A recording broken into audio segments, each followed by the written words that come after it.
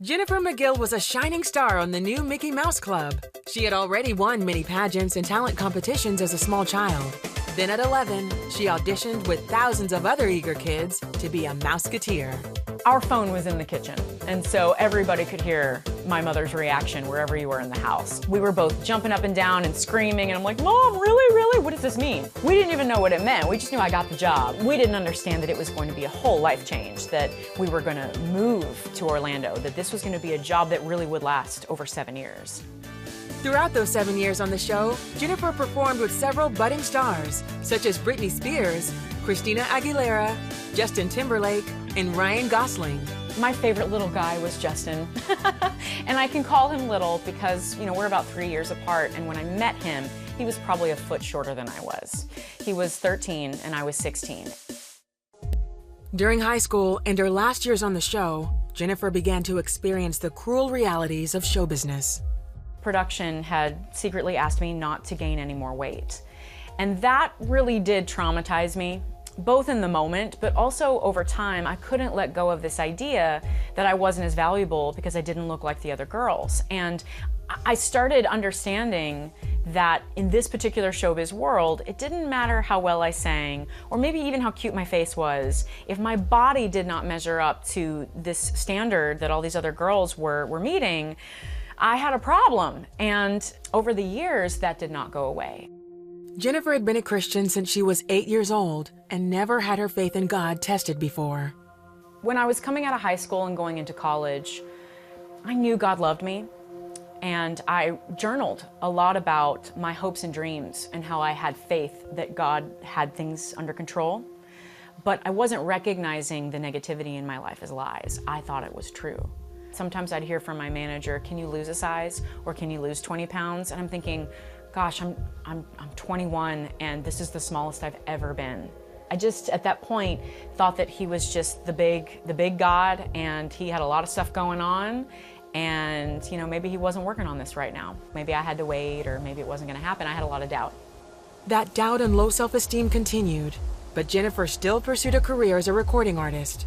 Producers rejected her, telling her she sounded too old or that she was too articulate. It's just the craziest thing that you go get educated and you work on your craft, and then you're told that you're kind of too good at stuff to be a pop artist. I mean, what does that say about pop artists? Jennifer found work in musical theater. She thrived on the live performances. I was addicted to the attention of an audience. I was addicted to the attention of the world that I didn't know how to get. But then when we walked off the stage, I would just start questioning, well, was my dress, slimming enough? How did the other girls do? When I went home, my addiction switched to food and men. I craved male attention. I craved ice cream and chips. And I would yo-yo, both romantically and physically, and I just could not make myself happy.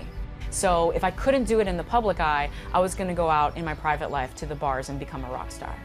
So alcohol happened. And for the first time, when I drank, I felt more confident and I felt more relaxed, and then more and more giving myself away happened. And so it was really just me and the world for a time. And during my darkest times, when I was making all of my choices and really not listening to God at all, and not caring really what happened to me and thinking that I was dead inside, I met a man and he asked me to marry him, and I said yes just because he asked. 6 months later, she found out he was already married to another woman. Jennifer had the marriage annulled. That was the wake-up call. I was embarrassed that I was so unhappy and so depressed, and I had married a married man, and I'm 30, and I settled, and I did it wrong. That was the moment, or the moments, where I realized I was a shell of Jennifer. And all of the original purpose and reason why God made me started flooding back. It's like I could hear him calling to me again. And I think it's because I had let so much go. I think that I had just cleared so much and isolated myself to the point where all I could hear was him. And so I got down on my knees and I said, Lord, I've done everything wrong. I've chosen poorly. I have gotten myself into this mess. This is my fault. This is not anybody else's. My responsibility. I do not ever want to make a decision without you again. And I said, I give my heart back to you, and I'm not going to ask you for anything but to rescue me from this situation and put me into somewhere that I can heal, I can get closer to you, and I can have a job that glorifies you. I didn't ask to sing. I didn't ask for some sort of superstar, anything. I said, you know, I'll go anywhere and serve food or serve others however I need to, as long as you're in the center of my life. It was that simple. After her decision, Jennifer knew it was time to make some other changes in her life. Very quickly, I left where I was living. I moved to Orlando. I was among friends. I was with my dad. I mean, I was taken care of, and within a month, I had a job at a church and a job with Holy Land Experience. What I love about where God placed me right after I rededicated my heart to Him is that I got to be in a familiar place I used to call the stage, and now I call the platform. Swing, swing away.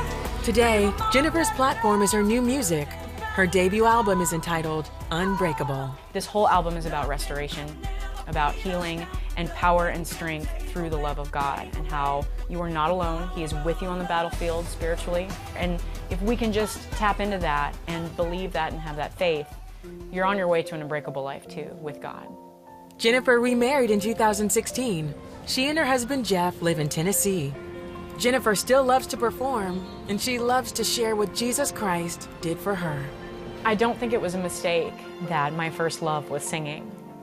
And I think that I distorted it, and I allowed the world to distort that dream for most, if not over half of my life. And Jesus gave my dreams back to me. Jesus brought the music back to my life, but I have my joy back too because of Jesus.